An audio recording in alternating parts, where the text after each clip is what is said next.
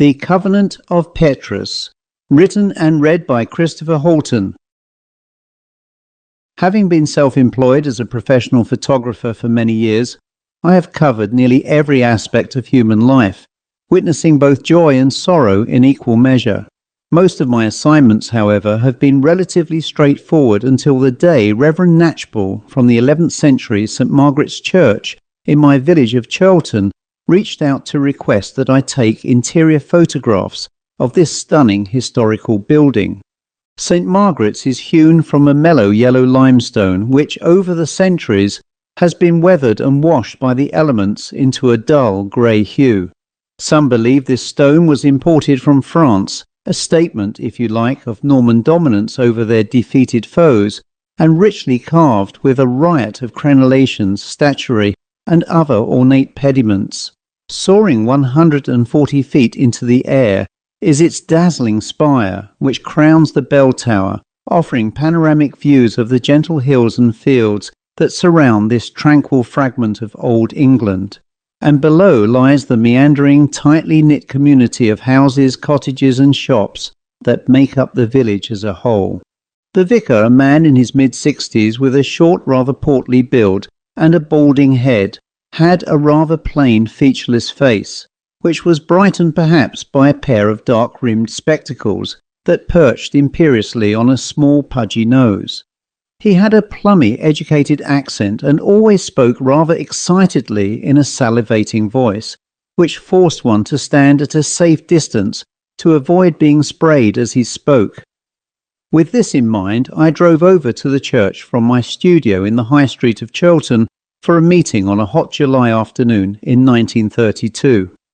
He met me there, smiling, as I stood at the church entrance, and he escorted me inside. "Thank you for coming, Mr. Jeffries.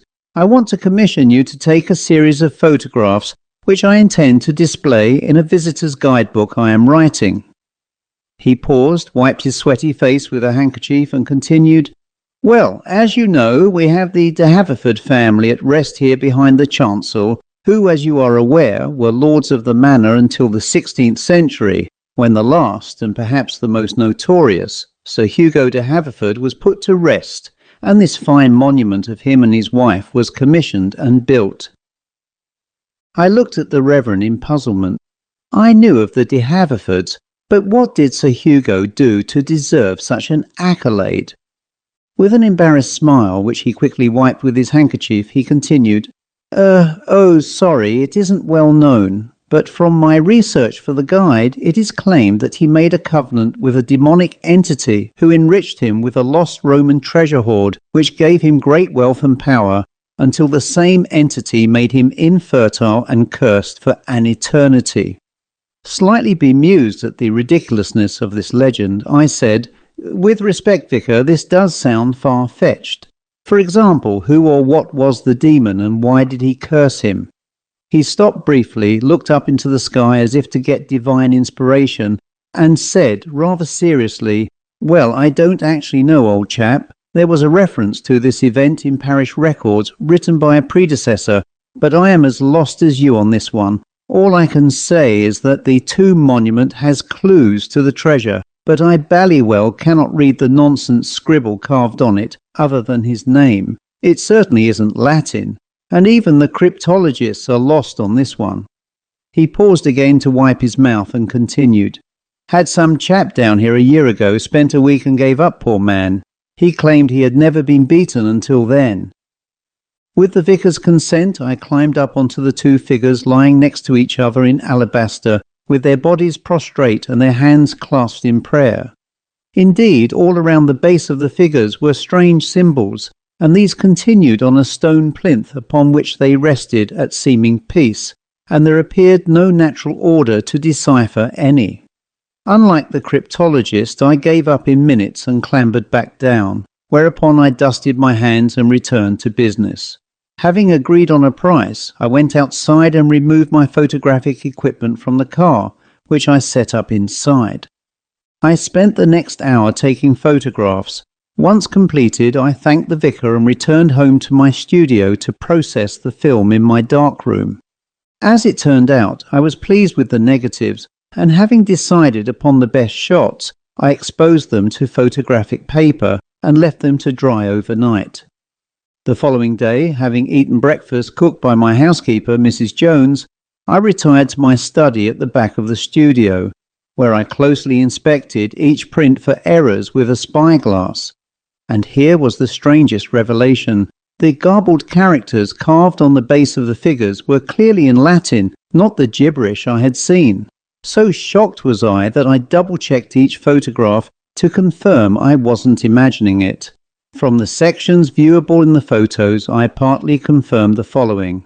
Ad radices Avalonis iaset capella sancti Petri in muris castri incerta ubi custos eam celat. As my knowledge of Latin was poor, I decided to ask the vicar if he could translate. 2 days later, I returned to the church on the pretext of retaking images that were unacceptable from the first shoot. My intention, although it may have appeared innocuous, was to photograph the remaining characters for review later.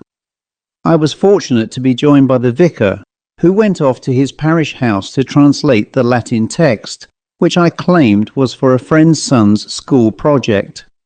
This gave me ample time to shoot those out-of-the-way sections of characters that would have encouraged the vicar to ask awkward questions.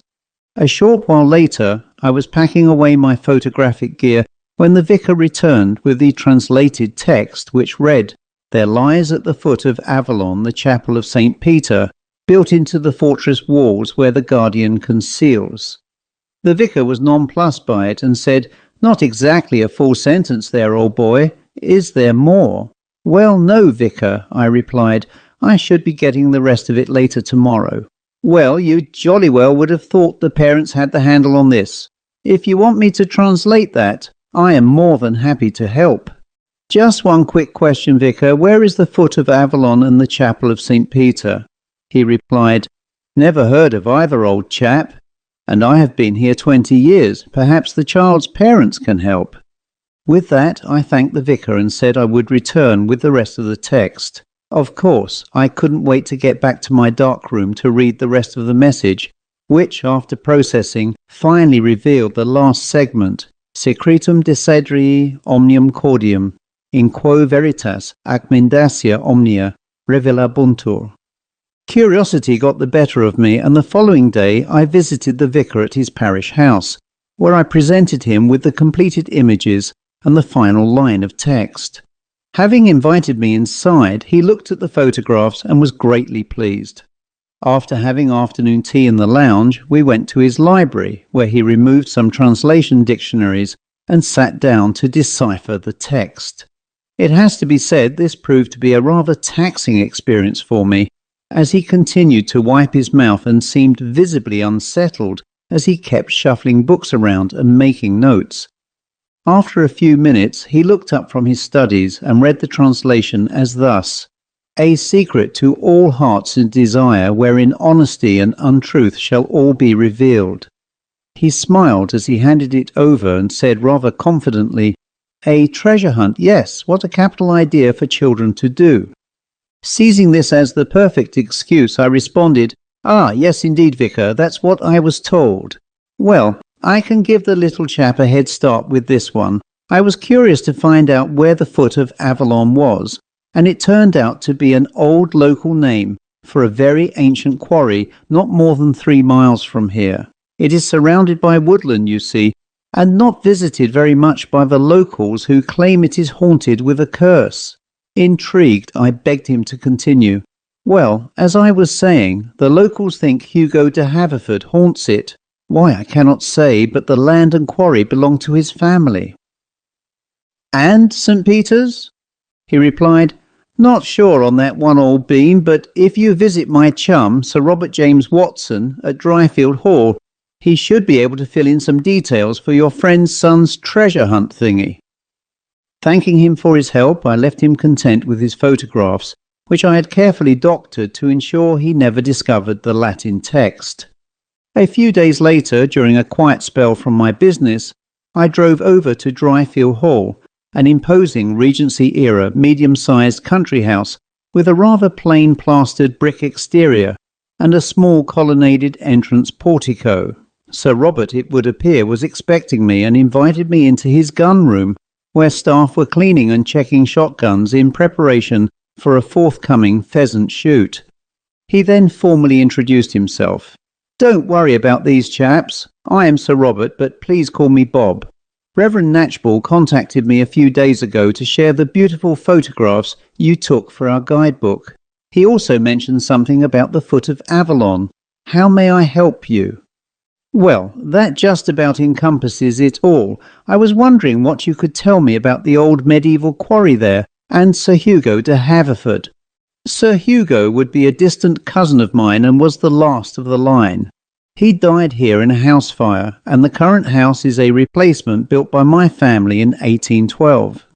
He then ushered me into his study, where over a glass of port we sat together, and he continued. Sir Hugo was a bit of a rum cove. It was claimed that his fortune was based on a Roman hoard of precious jewels, gold and silver, which was discovered by him either in or near the footprint of this current house. These items were apparently cursed, as they allegedly belonged to a dark 4th century Romano-British cult that thrived here during the last century of Roman occupation. They were, if memory serves me correctly, the Discipuli Petri, or followers of Petrus, the Latin form of Peter. I was struck by his obvious detailed knowledge of this previously unheard of cult, and pressed him to share with me his interest in this legend. "Well, to be frank, old chap, I spent my youth here trying to find out what became of the treasure. The library here housed a few crumbs of what I was seeking. Still, it wasn't until I was a postgraduate at Cambridge, taking a bachelor's degree in history, that I was able to learn more from Dr. Montague Rhodes James, the medievalist scholar, when he was provost of King's College and director of the Fitzwilliam Museum. That was in or about 1906. He had access to many rare documents retained by Cambridge, and he identified this pagan Roman cult for me by researching archives. He then explained that James declared an academic interest and was keen to assist him in proving the legend by locating the treasure, which was intended to be donated to the museum if it could be found. Dr. James had found some medieval manuscripts that touched on this cult, which described its followers as pagans. Despite the fall of Roman Britain, the cult persisted well into the early medieval period, when all records of its existence ceased, except for the notion that it had a vast treasure hidden in secrecy. Dr. James had visited the estate during this time, but nothing further could be gleaned, and their matters were left. Sir Robert, or Bob as he preferred, seemed a friendly single affable man who, by way of a description, was around 50 years old and quite athletic in build. He had grey wiry hair and a bushy grey beard tinged with streaks of brown. His face was soft and engaging, with twinkling brown eyes. He was dressed in +4s and a light grey-coloured cardigan over a white shirt and brown tie. Like the vicar, he spoke in a well-educated voice and struck me as a decent, down-to-earth man. I sat and mused quietly to myself about whether I should reveal what I had discovered from the photographs, but then I realized that in doing so his friend, the vicar, would know I had lied to him. I decided to strike a middle ground stance on the source of the information by saying that I came across it through an acquaintance. "Bob," I said, "what if I were to share with you a source of information on the treasure?" His face lit up with more than a subtle hint of curiosity, and he said smilingly, "By Jove, you bounder, a bit of a dark horse, what?" I decided to take the plunge on trust and gave him the translated text. With a monocle, he studied the words closely and said, "I can take you to the foot of Avalon, which is known to be an old medieval quarry. But I am beggared to say there is anything there that is remotely a church ruin." With that, we shook hands and agreed to meet on the morrow at the quarry. The day soon came, and I found myself driving through a rutted dirt road that cut through 100 acres of forest on Bob's estate. I soon came to a large clearing, which was essentially a limestone cliff face, worn back by centuries of erosion and quarrying, leaving a 20-foot mound of solid rock that jutted out of the ground. Despite the encroachment of trees into the clearing, piles of broken stone lay scattered around, and what remained of the rock face was covered in screed. There I met Bob, who brought some estate workers with him. They were wearing leather aprons over their collarless shirts and breeches, and all wore heavy boots. Bob wore a trilby hat and a Norfolk jacket with +4 trousers. He too was wearing heavy boots and greeted me upon my arrival. "Well, old bean, here we are. I brought some of the chaps with me from the estate, and hopefully by removing some of the screed from the rock face there might be a clue or two to answer your riddle, as there is absolutely nothing worth checking in view. I'm thinking possibly a cave or similar, but let's have a look, eh?" With Bob and his men we laboured for an hour lifting and passing rocks to each other in a line, where they were dropped into a pile further away. Eventually, in the heat of this hot July afternoon, one of the men at the face of the screed shouts, "I think we have something here, sir." We all stopped and joined the man at the face of the screed, and sure enough, a roughly hewn cave entrance emerged from the rubble. Having taken a short break to quench our thirst with water, we continued late into the evening. By now, a 6-foot by 8-foot opening had formed, stretching 15 feet, into a now darkening void. Bob had sent back 2 men for oil lamps, who returned some 30 minutes later. With Bob we cleared the cave of men and saw a partially concealed opening that appeared to continue some distance down within. Having removed the remaining stone, we could see there was a stone tunnel that stood 6 feet tall and was roughly 5 feet wide. Summoning 2 men to go alone into the tunnel to check for obstructions or signs of ancient traps or similar, we waited 20 minutes before one returned, badly shaken and trembling. His eyes were wide with terror, and it took some minutes to calm him down. Eventually, the man, a 25-year-old labourer named Toms, reported, "We were following this tunnel, sir, with Albert, a 35-year-old labourer, leading the way with the lamp he was. And we came into an opening that had a stone table that looked like an altar." He stopped briefly to drink copious amounts of water and continued, "Well, there were 2 tunnels on the other side, and Albert told me to wait while he checked one. He came back after a few minutes, sir, with an old axe in his hand and screamed at me to leave. It wasn't the Albert I knew, his voice being different and all. And after he told me to go, he ran back into that tunnel, and then I heard a loud scream. That's all. I ran and ran until I got back here, sir." He cried briefly, and the remaining men looked on in terror. Having listened to Tom's account, they were starting to panic.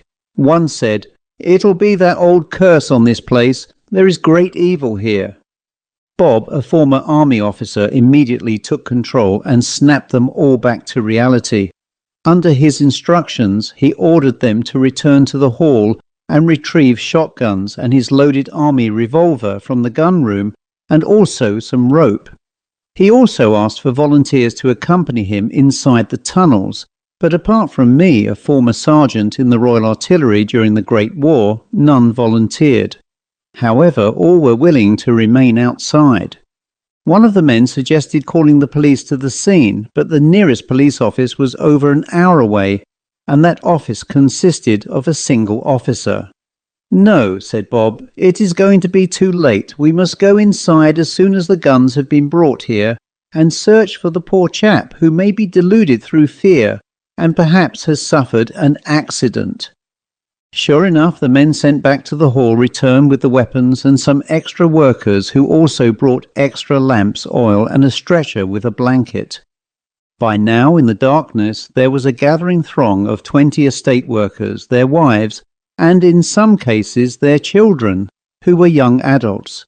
But none would go into the tunnel because of the site's reputation, and the fear amongst them all was palpably infectious.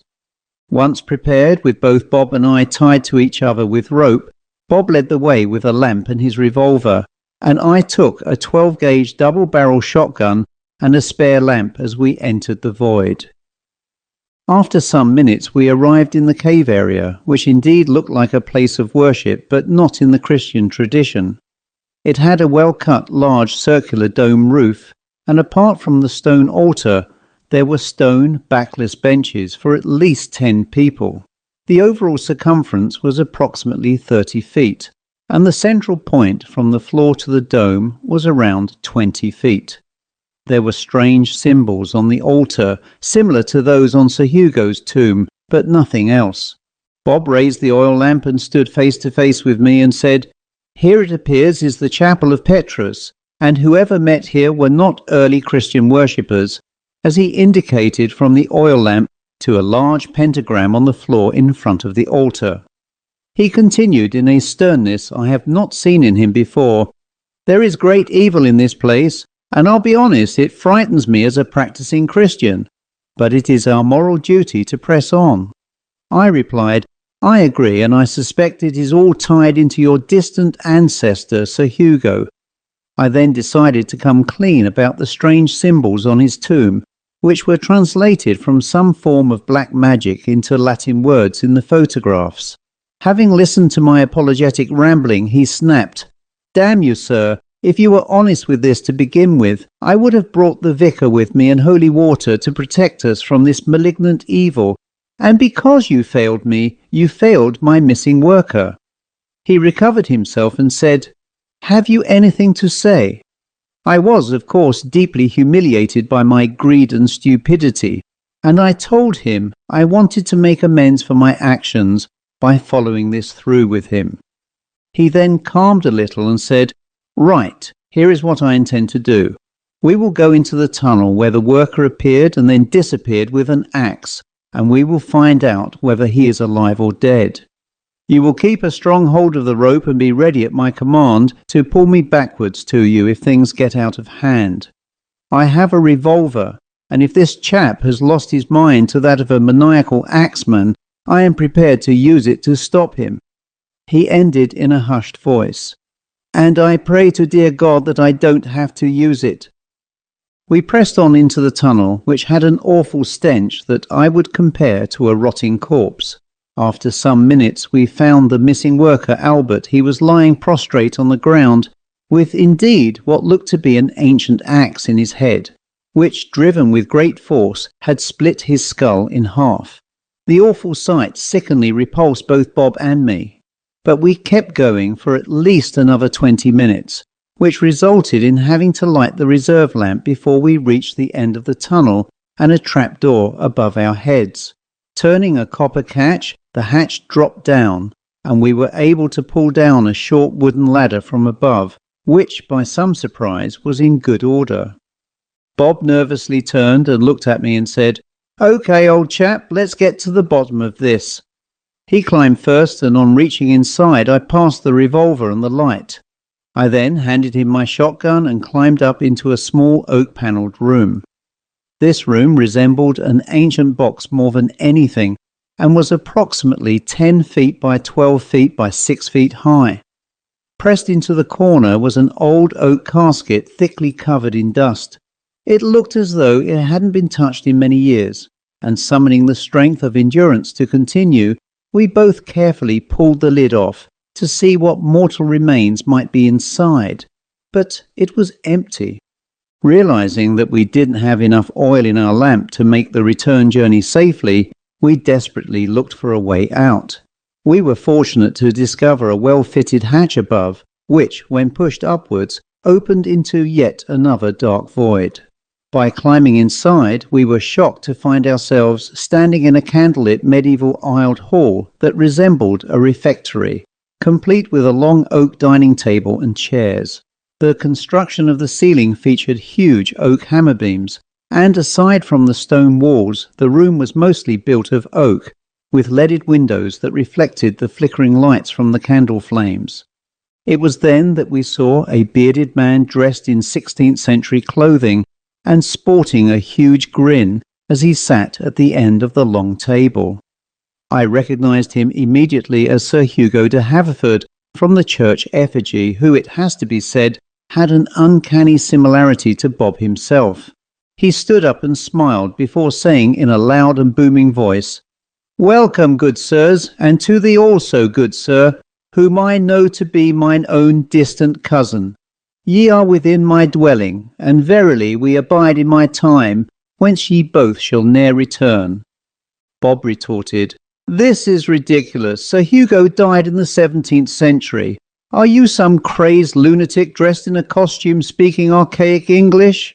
He replied with a scowl, All those who come seeking my God's treasure are fools, and for that unpardonable trespass ye shall perish.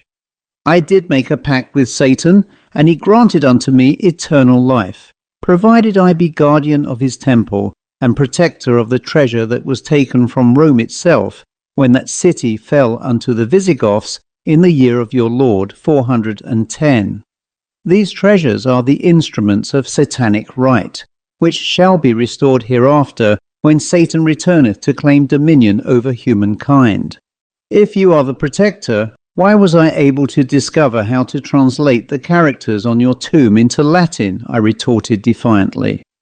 He ignored me and walked over towards where we were standing and replied, Human blood do I require to sustain mine existence, though but sparingly all the centuries, and the fool I slew but earlier this day hath left me sore athirst. Thou sawest no blood, didst thou? And now shall I slake my fill with thine. Bob immediately fired every chamber from his revolver as he reached towards us, but to no avail. I fired both barrels from the shotgun to no effect, and the creature that was once Sir Hugo de Haverford laughed and sneeringly replied, How canst thou slay one already dead? Ye fools shall now perish forthwith. He then took his sword from its scabbard and prepared to lunge first at Bob.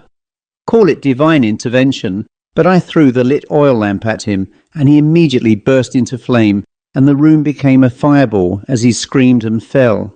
The next thing I recall is waking up on the floor of the banqueting room at Dryfield Hall with Bob. Both feeling stunned and shocked, we stared at each other in disbelief, and I said, You saw Sir Hugo too? Shaking his head, he replied, What you did was brilliant. It was fire that destroyed the original hall, and that same fire has destroyed him forever. I suspect that the missing treasure is in the other tunnel. Now let's return to seal it off forever. The others will be waiting and worrying. Upon our return, we saw that the workers had lit a large fire from the dead timber removed from the forest, and were still standing near the entrance in a state of panic. However, we were surprised to see that the dead worker, Albert, was very much alive, and that the timeline of events had changed. The events were that both Bob and I went to check the tunnels after Albert and Tom reported the large chamber inside. We were naturally pleased with the fortuitous change in events, and informed them that the first tunnel had emerged at Dryfield Hall, and that we intended to investigate the second. However, as it was 1 a.m, Bob asked the estate workers to return home, as they would no longer be needed that night, and without hesitation they complied and quickly left the scene, having not wished to remain at such a reportedly haunted place. We both re-entered the tunnel and made our way to the so-called chapel, and then followed into the second tunnel, which was much shorter, measuring a mere 100 yards in length. Ultimately, we did indeed find the treasure, which consisted of gold and silver effigies of Satan and his familiars, along with other demonic symbology. The sense of pure evil emanating from this golden bejeweled cache was quite overpowering. We both agreed that this had to be destroyed forever, and that the best way to achieve this was to blow up the tunnels. As Bob had made all his ammunition at Dryfield Hall, we returned to remove 2 barrels of gunpowder from the safe in the gun room. With cordite sticks that Bob had kept from the end of the Great War, we created fuses to allow us sufficient time to escape any blast. Having returned for a final time, the tunnel entrance was successfully blown up forever, leaving little trace of its existence. Bob later told the estate workers that the tunnels were unsafe, which was why he destroyed them. However, in conclusion, another notable event was the condition of Sir Hugo's tomb. The vicar reported the following day that when he visited the church, the tomb had broken into 1,000 pieces and was irreparable. He could offer no reasonable explanation as to why this happened, and also the fact that only the remains of his wife were found. Still, she was later reburied, this time in the churchyard after a short ceremony. Despite double checks, no trace of Sir Hugo was ever found, and both Bob and I decided that this was the best way in the light of all that had happened, and peace and tranquility were once more restored to the church and village. The end.